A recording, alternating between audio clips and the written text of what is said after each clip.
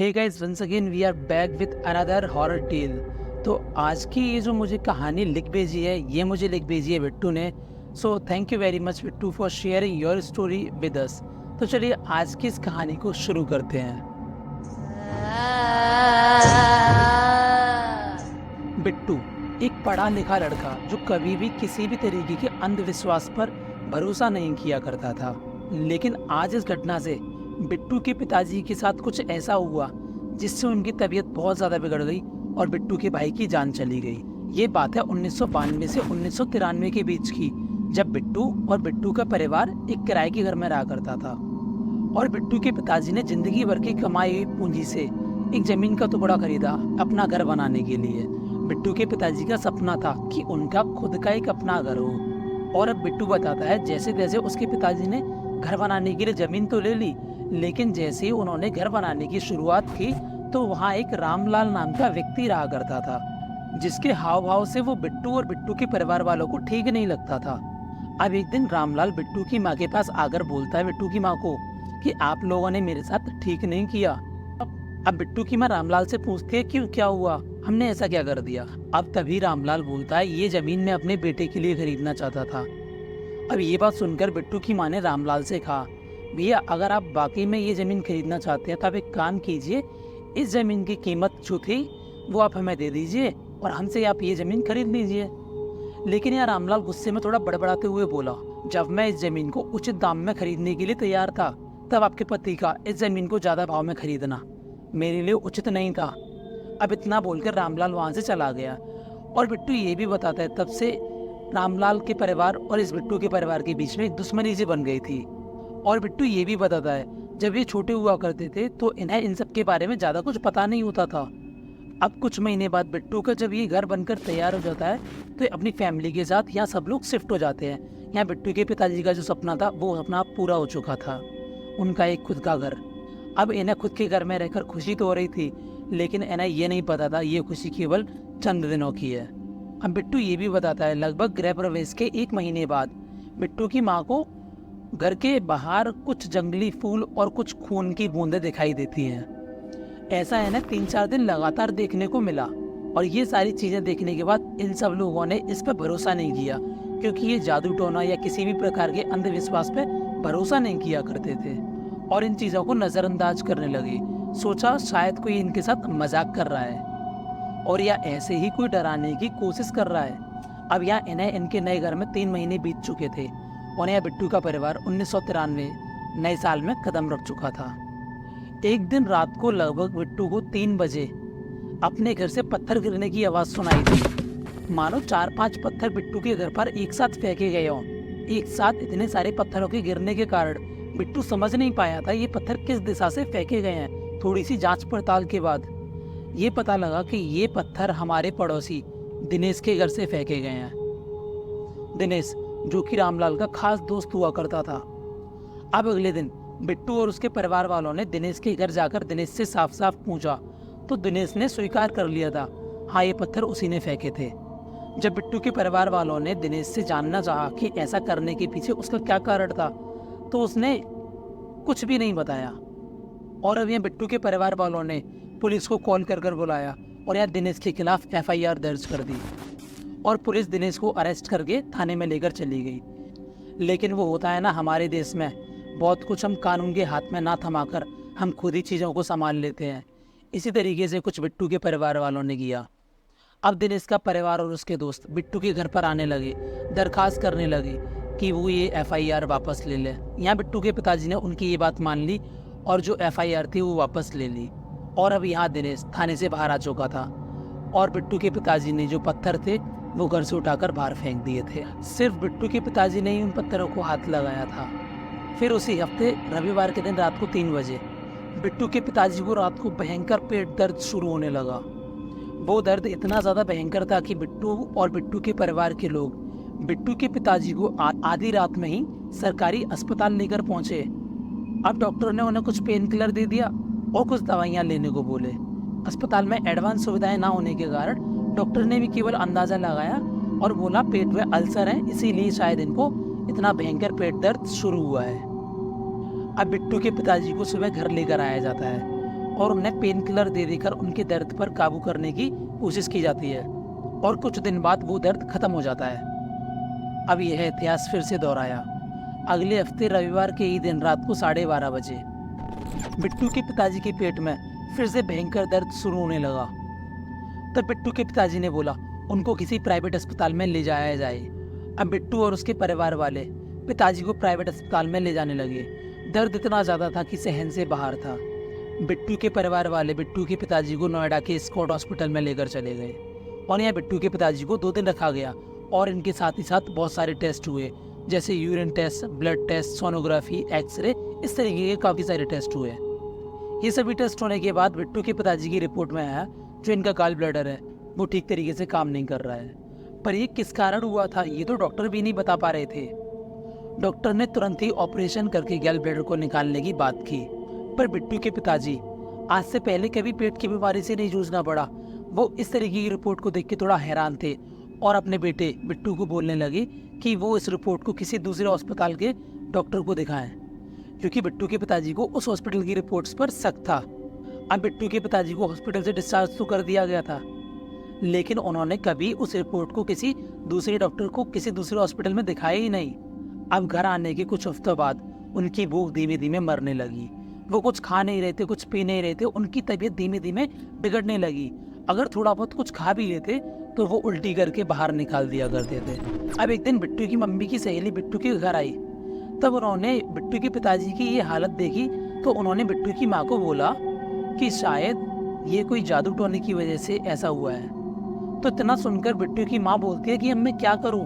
तो बिट्टू की मम्मी की जो सहेली थी वो उन्हें किसी साधु के पास लेकर जाती हैं और जब ये साधु के पास पहुँचते हैं तो साधु अपनी दिव्य दृष्टि से देखकर बताता है कि तुम्हारे पति पर किसी ने काला जादू किया है। और साधु ये भी बताता है कि तुम्हारे पति ने किसी ऐसी चीज़ को हाथ लगाया है जिससे उनके शरीर में कोई बुरी आत्मा प्रवेश कर चुकी है। और साथ में साधु ये भी बताता है कि अगर तुम्हारे पति का इलाज जल्द से जल्द नहीं हुआ तो उनकी मृत्यु 40 दिन के भीतर भीतर हो सकती है। अब बिट्टू की माँ ये सुनकर बहुत ज़्यादा डर जाती है और इनसे इस चीज़ का उपाय मांगने लगती है। अब साधु बाबा ने बिट्टू की माँ को एक सुगंधित धूप दी और बिट्टू की माँ को ये भी बोला ये जो धूप है ये अपने घर के बाहर रोज़ रात को जलानी है। और अब बिट्टू की माँ साधु बाबा की बात मानकर हर रात डेली वो धूप रात को जलाने लगती थी। लेकिन बिट्टू के पिताजी की तबीयत में कोई भी सुधार नहीं आ रहा था सिवाय दर्द कम होने के, और ये दर्द शायद पेन किलर की वजह से ही कम हो रहा था। अब एक दिन बिट्टू की जान पहचान का ही एक व्यक्ति बिट्टू के घर आता है और जब वो बिट्टू के पिताजी की इस हालत को देखता है तो वो बिट्टू की माँ को बोलता है कि मेरे चाचा का एक भाई है जिसका नाम अशोक है और वो एक तांत्रिक है और वो इन सारी चीज़ों को बहुत अच्छी तरीके से देख लेता है, तो आप अगर चाहें तो मैं उससे बात कर लूँ। तो बिट्टू की माँ बड़े संकोच के साथ बोलती है कि हाँ आप देख लीजिए, बात कर लीजिए। तो बिट्टू की माँ ने अशोक को बुलाने को कहा। तो जब अशोक बिट्टू के घर आता है तो वो बिट्टू के पिताजी को देखता है और बिट्टू के पिताजी को देखने के बाद वो बिट्टू की माँ को बोलता है कि आपके पति पर किसी ने भयंकर काला जादू किया है जिसका नाम कालिया मसान है। और अशोक ये भी बताता है कि ये एक ऐसी तंत्र विद्या है जिसका इलाज अगर 40 दिन के अंदर अंदर नहीं हुआ तो इंसान मौत के घाट भी उतर सकता है। अब अशोक ये भी बोलता है कि हमें इनका इलाज जल्दी से जल्दी करना पड़ेगा। तो ये लोग अब बिट्टू के पिताजी को ठीक करने की जद्दोजहद में जुड़े जाते हैं। अब इस जद्दोजहद में जुड़ने के लिए अशोक जो था वो कुछ सामान लिखाता है, सामान जैसे कि शराब और एक जिंदा मुर्गा। लिस्ट में इस तरीके की सामान लिखाता है और बोलता है बिट्टू के भाई को और बिट्टू को कि ये सामान मुझे जल्दी से जल्दी ला कर दे दो। अब ये लोग बाजार निकल जाते हैं ये सारा सामान लेने के लिए, और इस बीच जब ये बातें बिट्टू के पिताजी को पता चलती है कि इस तरीके की प्रक्रिया होने वाली है इनके घर में, तो वो बिट्टू की माँ को बहुत ज़्यादा डांटते हैं, बहुत ज़्यादा सुनाते हैं कि तुम इतना पढ़ी लिखी होने के बाद तुम इन सब बातों पे कैसे भरोसा कर सकती हो, इतना अंधविश्वास कैसे कर सकती हो। मतलब बहुत बुरा भला कहते हैं वो बिट्टू की माँ को। फिर लेकिन बिट्टू के पिताजी की डांट फटकार के बाद बिट्टू की माँ ने उनकी एक ना सुनी, वो अपने काम में लगी रही। अब यहाँ इनका सामान आ चुका था और अशोक ने खाली कमरे की मांग की जिसमें अशोक अपनी तंत्र विद्या कर सके। अब अशोक ने ये भी बोला कि इस तंत्र विद्या में अशोक का भाई और उसकी माँ साथ में बैठ सकते हैं, लेकिन ध्यान रहे कि छोटी से छोटी आवाज़ नहीं करनी और किसी को डरना भी नहीं है। अब ये सब लोग बिट्टू का भाई और उसकी माँ राजी हो गई इस कमरे में बैठने के लिए और इन्होंने तंत्र विद्या शुरू कर दी। अब यहाँ बिट्टू का ये भी बताना था कि कम से कम 40 मिनट तक बिट्टू के जो घर पे ये जो तांत्रिक आए थे अशोक, उन्होंने कुछ मंत्रों का उच्चारण किया और मंत्रों का उच्चारण करने के बाद उन्होंने अशोक के पिताजी के सर पर जिंदा मुर्गा रखा और उसका गला दबा के उस मुर्गे को मार दिया। और इतना सब होने के बाद जो बिट्टू के पिताजी थे वो ज़मीन पर बेहोश होकर गिर पड़े। और अब अशोक ने बिट्टू के परिवार से कहा इनके अंदर जितनी भी बुरी शक्तियाँ थी वो इनके शरीर से मुक्त हो चुकी है, वो निकल चुकी हैं। और अशोक ने अब यूजली ये भी कहा कि इनका शरीर जो है वो थोड़ा कमज़ोर पड़ चुका है, तो बस इनके खाने पीने का अच्छे से ध्यान रखें। अब कुछ हफ्ते बाद धीमे धीमे जो बिट्टू के पिताजी थे उनकी तबीयत में सुधार देखने को मिला और बिट्टू के पिताजी ने धीमे धीमे खाना पीना भी शुरू कर दिया था।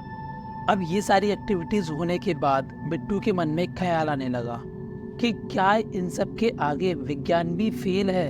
डॉक्टर ने तो कहा था तुरंत ही ऑपरेशन ना हुआ तो गाल ब्लैडर अंदर ही फट जाएगा, तो क्या डॉक्टर गलत थे? क्या ये सब चीज़ विज्ञान की समझ से ऊपर है? खैर, बिट्टू और बिट्टू की माँ ने अपने पिताजी को तो बचा ही लिया था, लेकिन बिट्टू अपने भैया को नहीं बचा पाया। बिट्टू के पिताजी की तबीयत ठीक होने के ठीक 4 महीने बाद बिट्टू के जो भाई थे उनकी तबीयत बिगड़ने लगी। उनकी तबीयत इस कदर बिगड़ रही थी मानो जैसे उन पर भी किसी ने कुछ काला जादू करा दिया हो। लेकिन उनकी हालत इतनी बुरी नहीं थी जितनी बिट्टू के पिताजी की हुई थी। लेकिन अफसोस, बिट्टू का भाई अपनी मौत से 2 दिन पहले ही बहुत ज़्यादा बीमार पड़ चुका था। तब बिट्टू के भाई ने बताया था कि करीब 1 महीने पहले उसने अपनी मौत का सपना देखा था। उसे रोज़ अजीबोगरीब एक ही जैसे भयानक सपने आया करते थे। हमेशा बिट्टू के भाई को किसी न किसी के होने का एहसास लगा रहता था। शायद बिट्टू के भाई को भी तब अपना अंत नज़दीक दिख रहा था। और जब ये सारी बातें बिट्टू की माँ को पता चली तो बिट्टू की माँ ने अंदाज़ा लगा दिया कि ये शायद कोई ना कोई काला जादू होगा। और उसके बाद बिट्टू की माँ ने फिर से अशोक को अपने घर बुलाया और अशोक के आते ही अशोक ने बिट्टू के भाई को देखा और अशोक ने बोला अब शायद काफ़ी देर हो चुकी है, मसान ने बुरी तरीके से इन पर कब्जा कर लिया है। और अशोक ने ये भी बताया था कि किसी ने छल से बिट्टू के भाई के साथ खाने में उसको कुछ मिलाकर खिलाया है और उस पर भी कालिया मसान कर दिया है। अशोक ने अपने पूरे तंत्र मंत्र से बिट्टू के भाई पर किया हुआ कालिया मसान खत्म करने का कोशिश किया, लेकिन अशोक इस चीज़ में असफल रहा क्योंकि देर काफ़ी ज़्यादा हो चुकी थी।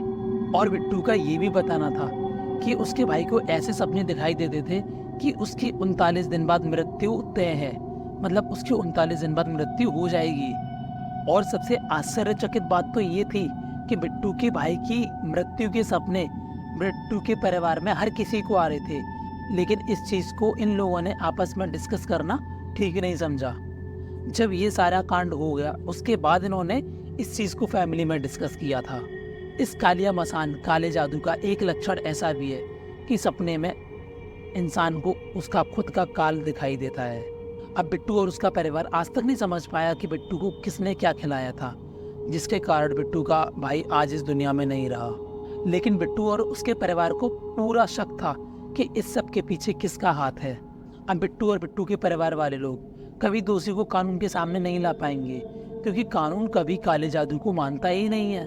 अब इन सब हादसों के बाद बिट्टू और बिट्टू के परिवार के लोग इस घर को बेचकर यहाँ से चले गए। और बिट्टू आज भी अपने भाई की मौत के बारे में सोचता है, तो उसको यकीन नहीं होता कि कोई कैसे काला जादू करके किसी की जान ले सकता है। पर हाँ, ऐसा माना जाता है काला जादू 2 धारी तलवार के समान होता है, ये किसी की जान ले भी सकता है तो किसी को जान दे भी सकता है। इसी तरीके से रामलाल के बेटे की मौत सन 2002 में एक संदिग्ध एक्सीडेंट में हो गई। रामलाल आज भी जिंदा है, लेकिन वो तड़प तड़प कर जी रहा है, उसका आधा शरीर पैरालाइज हो गया है। और दिनेश, जिसने बिट्टू के घर में पत्थर फेंके थे, 2003 में उसने अचानक से सुसाइड कर ली, लेकिन किसी को उसके सुसाइड करने का आज तक रीज़न नहीं पता चला कि उसने सुसाइड क्यों की। तो गाइज, ये थी बिट्टू की कहानी जो काफ़ी ज़्यादा इंटरेस्टिंग थी। इंटरेस्टिंग के साथ साथ काफ़ी ज़्यादा सैड भी थी। तो गाइज़, अगर आपने कभी कुछ ऐसे एक्सपीरियंस किया हो तो मुझे कमेंट सेक्शन में बताना ज़रूर। हाँ, उससे पहले मैं बताना चाहूँगा, मैंने एक बार जब मैं शायद 7th क्लास में हुआ करता था, मैंने ये चीज़ एक्सपीरियंस की थी, मैंने अपनी आँखों से देखी थी। लिटरली मुझे भी ये चीज़ मतलब देखने के बाद बिलीव नहीं हुआ था कि ऐसा भी कुछ हो सकता है। मैंने देखा था, मैं एक दिन रोड पे साइकिल से जा रहा था, तो अपोज़िट डायरेक्शन में से एक हवा में मटकी उड़ती हुई आ रही है और उसके ऊपर कुछ फूल रखे हैं, कुछ आग जल रही है और वो हवा में उड़ती हुई जा रही है। तो जब मैंने इसके बारे में अपनी मम्मी और अपनी फैमिली में पूछा, तो उन्होंने मुझे यही आंसर किया कि ये एक तरीके का ब्लैक मैजिक होता है, जो किसी के लिए भेजा जाता है किसी के द्वारा, और ये मटकी अगर उसके ऊपर जाकर गिर जाए, उसके ऊपर फूट जाए, तो इंस्टेंट उस व्यक्ति की मौत हो सकती है। तो ये कितना सस्ता, कितना जोरता, ये तो शायद आप लोगों को भी पता होगा। अगर आप लोगों को ऐसा कुछ पता है तो मुझे कमेंट सेक्शन में बताना ज़रूर। तो इसी नोट के साथ मैं करता हूँ इस वीडियो को फिनिश। मिलता हूँ आपसे नेक्स्ट वीडियो में। If you like the video give it thumbs up, do not forget to subscribe my channel. मिलते हैं नेक्स्ट वीडियो में, टिल देन चाओ।